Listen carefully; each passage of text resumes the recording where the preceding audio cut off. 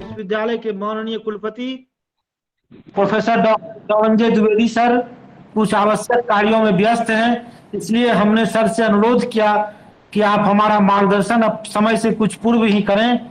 उन्होंने हमारे अनुरोध को स्वीकार किया है, इसके लिए हम माननीय कुलपति महोदय के आभारी हैं। आप सभी जो भी उनसे मिले होंगे, जो भी उन्हें जानते होंगे, उन्हें यह मालूम होगा कि सरलता, सहजता एवं विद्वता की प्रतिमूर्ति हैं और दर्शन शास्त्र के जाने माने विद्वान हैं। कई पुस्तकों की इन्होंने रचना की है और हमारा सौभाग्य है हमारे विश्वविद्यालय को इनका मार्गदर्शन प्राप्त है। धन्यवाद डॉक्टर सुधांशु जी। महामना कीर्ति नारायण मंडल साहब के इस धरती पर टीपी कॉलेज मधेपुरा के यशस्वी प्रधानाचार्य प्रोफेसर डॉक्टर केपी यादव के प्रांगण में आयोजित वेबिनार की इस तीसरी कड़ी में मैं आप सभी का हृदय से स्वागत करता हूं। महानुभाव, आज के इस वेबिनार का विषय है कोरोना का शारीरिक एवं मानसिक स्वास्थ्य पर प्रभाव। हमारे इस विषय पर हमारे दार्शनिक जगत के सम्मानित वक्ता प्रोफेसर डॉक्टर बीएन झा साहब, प्रोफेसर डॉक्टर सोहनराज तातेड़ साहब, प्रोफेसर डॉक्टर कुसुम कुमारी जी, डॉक्टर इंदु पांडे खंडूरी साहिबा, आप सभी हमारे लिए सम्मानित हैं। आप सभी का मैं हृदय से स्वागत करता हूं और आज के इस वेबिनार की उपस्थिति के लिए आप सभी को साधुवाद भी ज्ञापित करता हूं। हमारे विश्वविद्यालय के हमारे मानविकी संकाय की अध्यक्षा प्रोफेसर डॉक्टर उषा सिन्हा जी, हमारे विश्वविद्यालय के professor doctor Narendra Srivastava ji, professor doctor Naresh Kumar ji, professor doctor MI. Rahman साहब, डॉक्टर जवाहर पासवान, डॉक्टर अभय कुमार जी, आप सभी को मैं हृदय से धन्यवाद ज्ञापित करता हूं। और आज के इस वेबिनार के इस कड़ी में जो आप लोगों ने अपना बहुमूल्य समय या बहुमूल्य सुझाव प्रदान किया है, उस सभी के लिए मैं आप लोगों का हृदय से स्वागत भी करता हूं। महानुभाव, कोरोना के इस वायरस से भारत ही नहीं संपूर्ण विश्व जिस रूप में आतंकित है या जिस रूप में त्रस्त है, ये किसी से छिपा हुआ नहीं है। कोरोना का शारीरिक एवं मानसिक स्वास्थ्य पर क्या प्रभाव पड़ा है, इस प्रभाव पर चर्चा करने के पूर्व थोड़ा सा हम लोग इस तरफ ध्यान दें तो ज्यादा अच्छा होगा। इसका जो प्रभाव है कोरोना का कि हमारे मन पर या हमारे शरीर पर क्या इसका प्रभाव पड़ा है, ये थोड़ा सा आगे चल करके हम लोगों को मालूम पड़ेगा। वर्तमान में तो जो हम इन समस्याओं से हम लोग झेल रहे हैं, इन समस्याओं को उससे निजात पाने के प्रयास में हम लोग हैं, लेकिन वस्तुतः इसका क्या परिणाम होगा ये तो आने वाला समय ही बताएगा। साथियों, मन के हारे हार है, मन के जीते जीत। कोरोना वायरस हमारे मन पर इतनी बुरी तरह से हम लोगों को प्रभावित कर रहा है, हम लोगों के मन पर छा गया है कि हम लोग क्या बहुत से ऐसे हमारे साथी हैं जो कि शुरू से ही इसके लिए अपने को हार मान चुके हैं। एक ऐसी बीमारी सामने आई जिससे अगर मालूम हो गया उन्हें कि इन्हें कोरोना है, उनके साथ एक ऐसा मानसिक संघर्ष शुरू होता है, मानसिक द्वंद्व शुरू होता है जिससे वो जल्दी निजात नहीं पाते। द्वंद्व किस चीज का? वो अपने आप से ही संघर्ष करते हैं। किसके लिए संघर्ष करते हैं? उनका अपना सहपाठी, सहकर्मी, परिवार का कोई सदस्य कोरोना पॉजिटिव निकल गया, उसके साथ उनका कैसा संबंध हो, उसके साथ बैठें कि नहीं, उससे बात करें कि नहीं, उसके समीप में जाए कि नहीं जाए, एक ऐसा मानसिक द्वंद्व से हम गुजरते हैं जिसकी कल्पना नहीं की जा सकती। आप उस परिवार की कल्पना कीजिए जिसके परिवार के किसी सदस्य को कोरोना पॉजिटिव निकल गया, कोरोना उसे हो गया है। परिवार के अन्य सदस्यों का जो मानसिक द्वंद्व है, जो मानसिक संघर्ष है, वह अकथनीय, वह अकल्पनीय है। वह कितनी मानसिक संघर्ष से गुजरता है कि कैसा व्यवहार मैं इसके साथ करूं, क्या इसके साथ करूं, कैसे खाना दूं, कैसे पीना दूं, कैसे इससे बात करूं। सारे के सारे मानसिक संघर्ष, मानसिक द्वंद्व उसके साथ आ जाते हैं। तो ये कोरोना पूरी तरह से हमारे मानव जीवन को एक प्रकार से पंगु कर रखा है। मनुष्य सामाजिक प्राणी है, समाज में रहता है। आज समाज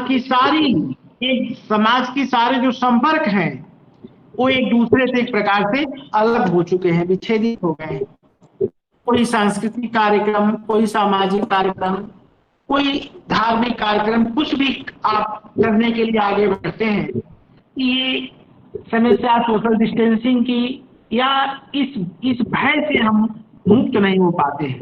शादी, विवाह, मरनी, हरनी, सब में एक ऐसी बीमारी को हम लोग अपने मन में पाल रखे हैं, या ऐसी बीमारी के दौर से हम लोग गुजर रहे हैं कि जल्दी इससे निजात पाना बड़ा मुश्किल सा लगता है।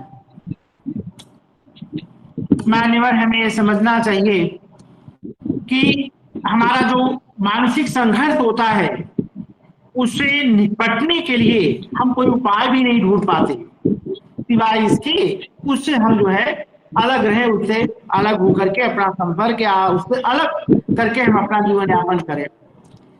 एक ऐसा ये मानसिक मेंटल स्पेस का संघर्ष है कि रियल में इसकी कल्पना नहीं की जा सकती। हम निश्चित रूप से ये कह सकते हैं कि ये बीमारी, अधिकांश लोग इस रूप में ग्रसित हो जाते हैं, इस डर से, इस भय से कोरोना के, कि क्या कहा जाए।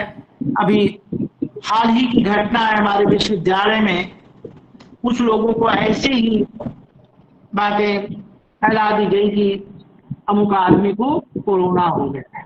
पूछिए नहीं, वो व्यक्ति जिस रोड से गुजर रहा है उस रोड से लोग भाग करके अपने घरों में घुस जा रहे हैं। क्या बात है भाई, अरे सर उसको कोरोना पॉजिटिव निकल गया है। लीजिए, बहुत सारे कार्यों का दायित्व उन्हें सौंपा गया था या सौंपा गया है, फिर भी जल्दी लोग उसके पास लोग जाते हैं, न अपने कार्यों का निपटारा करने के लिए कह पा रहे हैं। तो ये हमारे मन को, हमारे मानसिक रूप से हमें इस तरह की ये बीमारी परेशान कर रखी है कि हम कोई भी प्रगति नहीं कर पा रहे हैं। समाज से विच्छेद हो चुके हैं, कार्यों से भी बहुत से ऐसे ऑफिसेस हैं, कार्यालय, जहां पर की इस बीमारी के कारण लोग उसमें लाख लगा करके बैठे हुए हैं। तो इसका जो मानसिक प्रभाव है, हमारे मन पर जो इसका प्रभाव है, मैं तो कहूंगा कि इस संघर्ष से वो स्वयं अपने आप से ही मानव लड़ता है। प्रतिद्वंदी कोई नहीं है, उसके मन में ही इतना उथल पुथल होता है कि कैसा इसके साथ व्यवहार। प्रकृति प्रदत्त है और नैतिक अशुभ जो कि हम लोग स्वयं उसके जिम्मेदार होते हैं। यदि हम इस वायरस को प्राकृतिक अशुभ के रूप में लेते हैं, प्रकृति प्रदत्त है, तो नैतिक रूप से जो हमारा अशुभ है, हम तो उससे इतने कट जाते हैं, उससे इतने अलग हो जा रहे हैं। यह एक प्रकार का नैतिक अशुभ ही है। हमारा जो विवेक, हमारा जो मानसिक संघर्ष है, उससे हम निश्चित रूप से उस रास्ते पर नहीं पहुंच पाते हैं कि ये जो कोरोना पॉजिटिव है उसके साथ हमारा संबंध कैसा रहे, हमारा संपर्क कैसा रहे।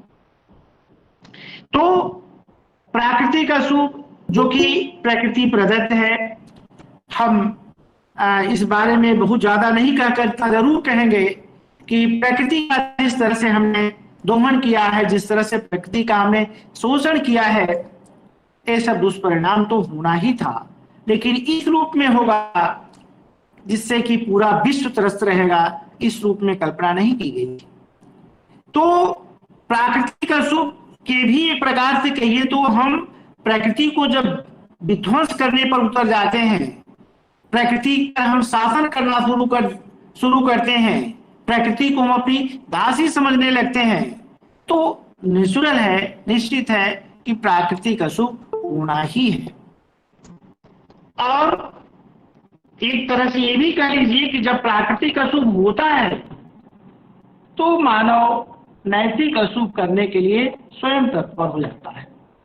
क्यों? प्राकृतिक अशुभ के कारण जो परेशानियां आती हैं, तो भूखे हो जाते हैं, कार्य से मुक्त हो जाते हैं, सामाजिक परेशानियां, सामाजिक दूरियां इतनी बढ़ जाती हैं कि स्वभावतः लोग नैतिक अशुभ तो करते हैं। तो मेरे कहने का अभिप्राय ये है कि ये वायरस मानसिक और शारीरिक दोनों ही रूप में पूरी तरह से हमें भंग कर रखा है, और मेरा दायित्व बनता है कि इस विशेष परिस्थिति में हम इसके मार्ग को, यानी कोरोना से निपटने के लिए कोई एक ऐसा मार्ग निकालें जिस मार्ग से हम इन दोनों प्रकार की समस्याओं से मुक्त हो सके। अन्यथा हम स्वयं को नष्ट कर डालेंगे।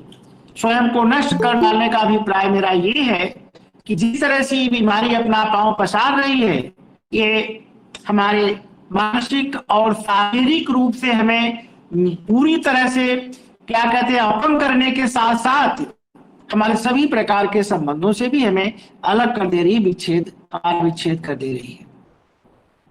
तो आज आवश्यकता है हमें मानसिक रूप से थोड़ा सुदृढ़ होने के लिए अपने मन को इस रूप में हम मजबूत करें, स्ट्रांग करें कि ये बीमारी हमारे अंदर प्रवेश नहीं कर सकती है।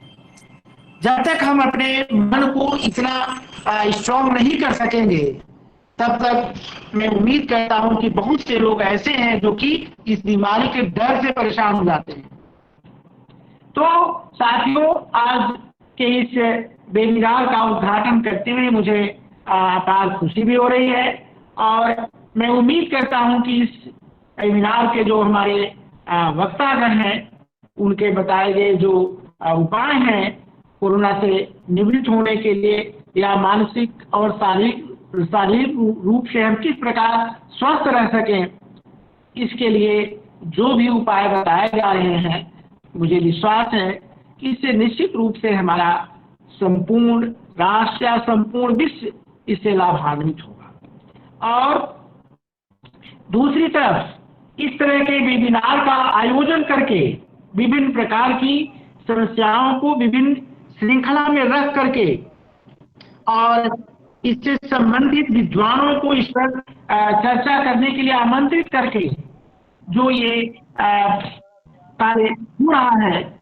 इसके लिए भी मैं इस वेबिनार के माध्यम से मैं उन सभी को, जो इसके आयोजक हैं, जो इसको प्रस्तुत कर रहे हैं, जो इसके वक्ता हैं, सभी को मैं हृदय से साधुवाद ज्ञापित करता हूँ। धन्यवाद।